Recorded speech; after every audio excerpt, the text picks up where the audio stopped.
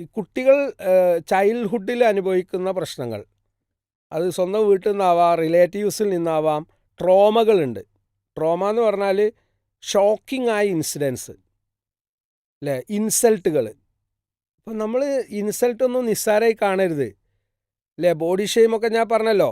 ഇപ്പം കഴിഞ്ഞ ദിവസം എൻ്റെ സ്വന്തം റിലേറ്റീവിൽ നിന്നൊരു കുട്ടി 3ാം ക്ലാസ്സിൽ പഠിക്കുന്ന സമയത്തുണ്ടായ ഒരധ്യാപകനിൽ നിന്നുണ്ടായ ഒരു ദുരനുഭവം എന്നോട് ഷെയർ ചെയ്യാണ്. അതായത് ഒരു കുട്ടിയെ സഹായിക്കാൻ വേണ്ടി ആ കുട്ടി എന്ത് ചെയ്യാണ്, പുറത്തു പോയി ഭക്ഷണം വാങ്ങി, ഈ കുട്ടി സുഖമില്ലാതെ പനിയായി കിടക്കുന്ന സമയത്ത് ഭക്ഷണം വാങ്ങി കൊണ്ടുപോയി കൊടുക്കുകയാണ്.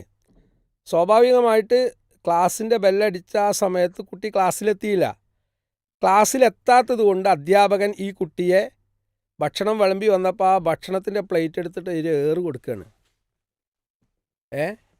അപ്പോൾ അധ്യാപകൻ പറയുന്ന വിഷയം ഇതാണ്: നീ ലേറ്റായി, പറഞ്ഞ സമയത്ത് ക്ലാസ്സിലെത്തണം. പക്ഷേ ഏറ്റവും മോശപ്പെട്ട ഒരു പ്രവർത്തനം അധ്യാപകൻ ഈ കുട്ടിയോട് ചെയ്തു. ആ കുട്ടി മറ്റൊരു സുഖമില്ലാത്ത കുട്ടിയെ സഹായിക്കാൻ വേണ്ടിയിട്ടാണ് ആ സമയത്ത് പുറത്തു പോയത്. ആ പുറത്തു പോയതിൻ്റെ ലക്ഷ്യതാണ്, അതുകൊണ്ടാണ് ടൈം ലേറ്റായത്. ആ കുട്ടിയുടെ കയ്യിലിരുന്ന ഭക്ഷണം അതാണ് വലിച്ചെറിഞ്ഞത് അല്ലേ. അധ്യാപകന് റോൾ മോഡൽ ആവുന്നതിന് ബദൽ വളരെ മോശപ്പെട്ട ഒരു മാതൃകയല്ലേ അവിടെ കാണിക്കുന്നത്. ഇങ്ങനെ ഉണ്ടാവുന്ന ട്രോമകൾ 10ാം ക്ലാസ്സിലെത്തുമ്പോൾ ഒരു കുട്ടി പറയണമെങ്കിൽ 3ാം ക്ലാസ്സിൽ നിന്ന് കുട്ടിയുടെ മനസ്സിൽ ഉണ്ടായൊരു മുറിവാണ്. ഇങ്ങനെയുള്ള ഒരുപാട് മുറിവുകൾ നമ്മുടെയൊക്കെ മക്കളുടെ മനസ്സിൻ്റെ ഉള്ളിലുണ്ട്. ചിലപ്പോൾ നമ്മൾ ഉണ്ടാക്കിയതായിരിക്കും, ചിലപ്പോൾ അധ്യാപകരുണ്ടാക്കിയതായിരിക്കും, ചിലപ്പോൾ റിലേറ്റീവ്സ് ഉണ്ടാക്കിയതായിരിക്കും, അല്ലെങ്കിൽ അയൽവാസി ഉണ്ടാക്കിയതായിരിക്കും, ഏറ്റവും അടുത്ത ബന്ധു ഉണ്ടാക്കിയതായിരിക്കും.